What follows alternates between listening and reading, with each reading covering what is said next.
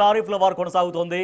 ప్రపంచ దేశాలతో సమానంగా మనపై 25% ట్యాక్స్ విధించిన అమెరికా రష్యా నుంచి ముడి చమురు కొనుగోలు చేస్తున్నందుకు మరో 25% పన్ను విధించింది. అయితే టారిఫ్ల వార్ డోంట్ కేర్ అన్నట్లుగా మారిన భారత వైఖరి అనంతర పరిణామాల నేపథ్యంలో ప్రెసిడెంట్ ట్రంప్ కాస్త తగ్గారు. ఈ పరిస్థితుల్లోనే త్వరలో ఆయన భారత్లో పర్యటించబోతున్నారు. ఆ టూర్లో ఇరు దేశాల మధ్య వాణిజ్య ఒప్పందం కుదురుతుంది అన్న ప్రచారం అయితే జోరుగా సాగుతోంది. ఎస్ నాగేశ్వర్ గారు, ఈ పర్యటనలో భారత్ అమెరికా మధ్య ఎటువంటి డెవలప్మెంట్స్ జరిగే అవకాశం ఉంది? ఇప్పుడున్న 2025లో జరిగిన పరిణామాల దృష్ట్యా 2026లో వాటికి ఎటువంటి స్టెప్స్ పడే అవకాశం అనిపిస్తోంది? మీరు రెండు బిగ్ స్టేట్మెంట్స్ ఇచ్చారు. ఒకటి భారతదేశం డోంట్ కేర్ లాగా ఉంది అని ఒక స్టేట్మెంట్ ఇచ్చారు. ట్రంప్ తగ్గారు అని స్టేట్మెంట్ ఇచ్చారు. దయచేసి ట్రంప్ ఏ విషయంలో తగ్గారో నాకు 1, 2, 3, 4 ఎగ్జాంపుల్స్ చెప్తే నేను రియాక్ట్ కాగలుగుతాను. ఏ విషయంలో తగ్గింది ట్రంప్ కాదు, తగ్గింది మోడీ.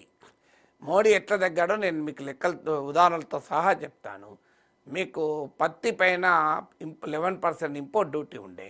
ట్రంప్ మొదటి నుంచి అడుగుతున్నాడు భారతీయ వ్యవసాయ మార్కెట్లోకి అమెరికా ఉత్పత్తులకు అవకాశం ఇవ్వాలి అని. ఇండియా దాన్ని రెసిస్ట్ చేస్తూ వచ్చింది. కానీ మొదటిసారిగా కాటన్ పైన 11% ఎక్స్పోర్ట్ డ్యూటీని December 31 వరకు కేంద్రం తొలగించింది. ఇక December 31 తర్వాత మళ్ళీ విధించినా ఉపయోగం ఏం లేదు, ఎందుకంటే కాటన్ సీజన్ ఎండింగ్కి వస్తుంది. దాంతో పత్తి రైతు విలవిల అని మనం పేపర్లో హెడ్లైన్లు చూసాం.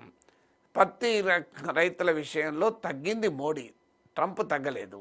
తర్వాత మీకు టెస్లాకు అంతకుముందు మేక్ ఇన్ ఇండియా నిబంధన ఉండే. ఇండియాలో ఉత్పత్తి చేస్తేనే మీకు మేము ఎలో చేస్తాం, అమ్ముకుంటా అంటే ఎలో చేయమని. కానీ ఇప్పుడు ఏం ఉత్పత్తి చేయకుండా టెస్లాకు ఎలో చేశారు. చైనాలో తయారు చేసి టెస్లా ఇండియాలో కార్లు అమ్ముతుంది. హార్లీ డావిడ్సన్ టెస్లా లాంటి లగ్జరీ వెహికల్స్ పైన ట్యాక్సెస్ తగ్గించారు. అది కూడా మోడీ తగ్గాడు తప్ప ట్రంప్ తగ్గలేదు.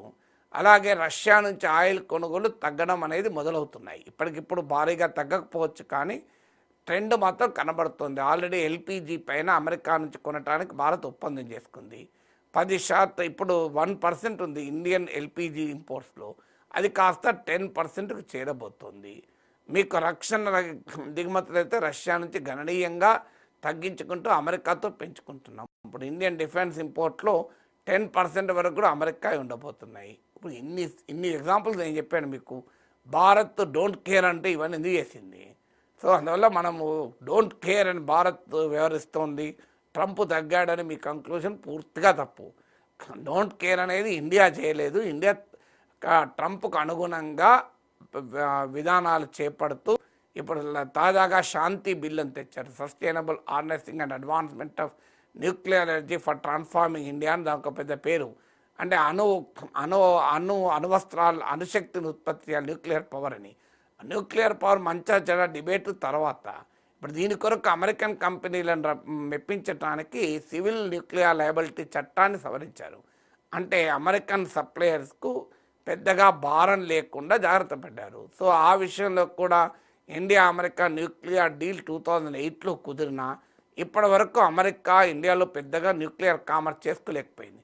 ఇప్పుడు ట్రంప్ కోరిక మేరకు దానికి కూడా మోడీ అంగీకరించాడు. సో మోడీ ఇప్పుడు డోంట్ కేర్ అని ఎవరన్నా, ట్రంపే డోంట్ కేర్ అన్నట్టు ఉంటున్నాడు. సో మన ప్రభుత్వం అనేక విషయాల్లో రాజీ పడుతూ వస్తోంది. అయినా ట్రంప్ భీష్మించుకొని కూర్చుంటున్నాడు. ట్రేడ్ డీల్ కుదురుతలేదు. సో అన్నీ తనకు అనుకూలంగా ట్రేడ్ డీల్ కావాలని కోరుకుంటున్నాడు. ట్రంప్ను మెప్పించడానికి ఇప్పుడు మీరు ఎన్ని రకాల పనులు చేశారో చెప్పాడు. అందువల్ల మీ conclusion totally wrong. Don't care అని ఇండియా లేదు, ట్రంప్ తగ్గలేదు. పైగా వాణిజ్య ఒప్పందం ట్రంప్ తగ్గకపోవడం వల్ల వాణిజ్య ఒప్పందం కుదరలేదు. ఇండియా చాలా రాజీ పడింది, చాలా ఆఫర్లు ఇచ్చింది, చాలా విషయాల్లో ట్రంప్ కోరిన అంశాలు ఇండియా నెరవేరుస్తూ వచ్చింది. అయినా కూడా ట్రంప్ ఒప్పుకుంటలేడు. 26లో ఇంకా భారత్ ఎంత తగ్గుతుంది, అప్పటికైనా ట్రంప్ కాస్తంత చల్లబడతాడో చూడాలి. రైట్, ఓకే అండి. నెక్స్ట్ టాపిక్ చూస్తే